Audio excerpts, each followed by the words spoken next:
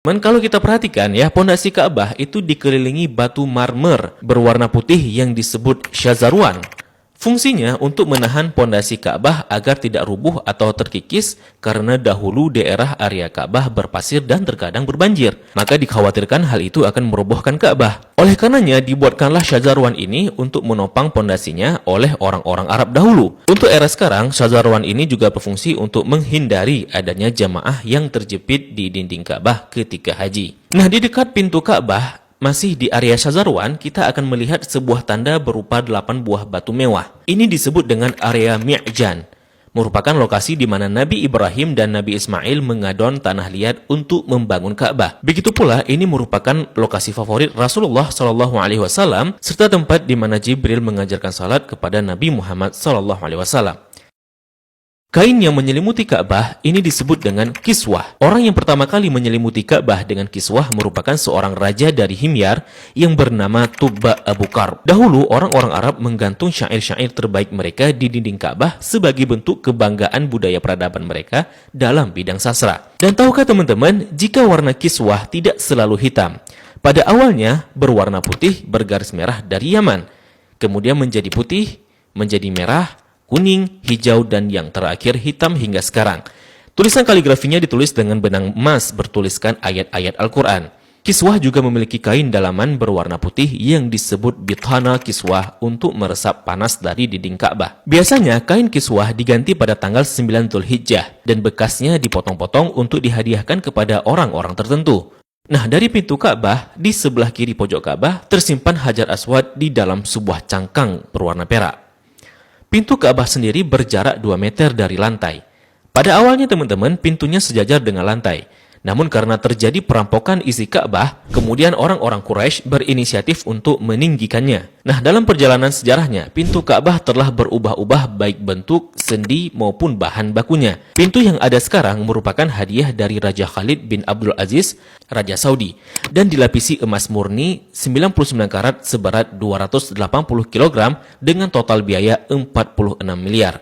Dan itu dana dari tabungan Raja Khalid sendiri. Nah, pintu ini memiliki kunci dengan desain klasik dan secara turun-temurun sejak dahulu kala dipegang oleh keluarga keturunan Qusay bin Kilab bin Murrah. Dan pintu ini hanya dibuka 2 kali selama setahun, yakni pada awal bulan Sya'ban dan awal bulan Zulhijjah untuk dibersihkan. Dan untuk memasukinya diperlukan tangga portable. Dalam Ka'bah sendiri tidak memiliki lampu, sehingga ketika memasuki Ka'bah maka akan diterangi dengan penerangan dari luar.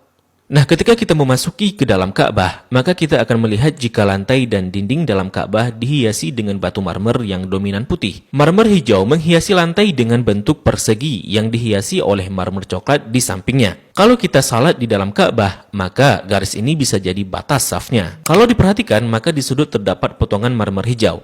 Ini sebagai tanda bahwa Rasulullah SAW melakukan salat di tempat ini saat memasuki Ka'bah. Begitu juga di bagian pojok dan dindingnya dihiasi 1, 2, 3 marmer hijau. Di bagian atas juga terlihat ada beberapa buah saluran udara yang didesain sedemikian rupa. Jika kita mengadah ke langit, maka kita akan melihat jika langit-langit Ka'bah dihiasi dengan kiswah berwarna hijau.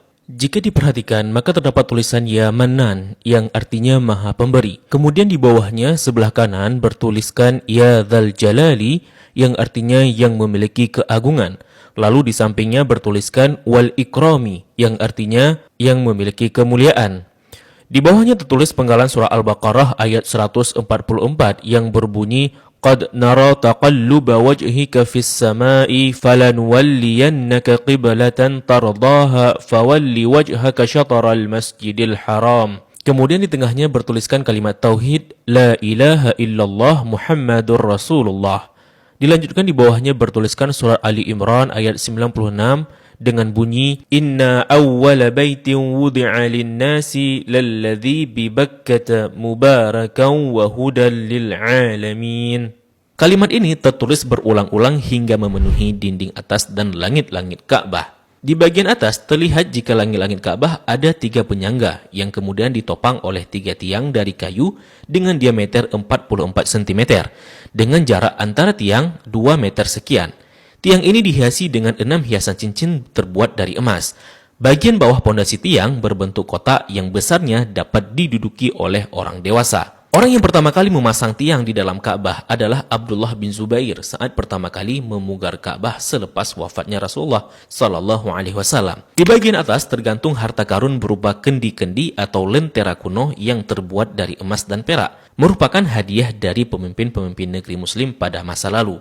Kalau ditanya, kenapa kendi-kendi ini masih digantung? Ini merupakan tradisi yang sudah ada sejak masa silam. Nah, di bawahnya, tepatnya di antara tiang, terlihat sebuah meja heksagonal berwarna putih dengan atasannya dihiasi marmer hijau. Memiliki kabinet penyimpanan dengan 2 pintu dan 4 engsel. Memiliki 2 pegangan. Ini berfungsi untuk menyimpan bukhur dan minyak wangi seperti kasturi, ember, gaharu, dan sebagainya yang nantinya digunakan untuk mencuci dan membersihkan Ka'bah. Dan ini merupakan wadah untuk menaruh wangian. 2 sisi dinding Ka'bah terdapat 1, 2, 3, 4, 5, 6, 7, 8, 9, 10 buah plakat yang tertempel di dinding Ka'bah dengan warna yang berbeda dan terbuat dari batu alam. Salah satu yang mencolok adalah plakat yang tepat berada di depan area Rasulullah Salat.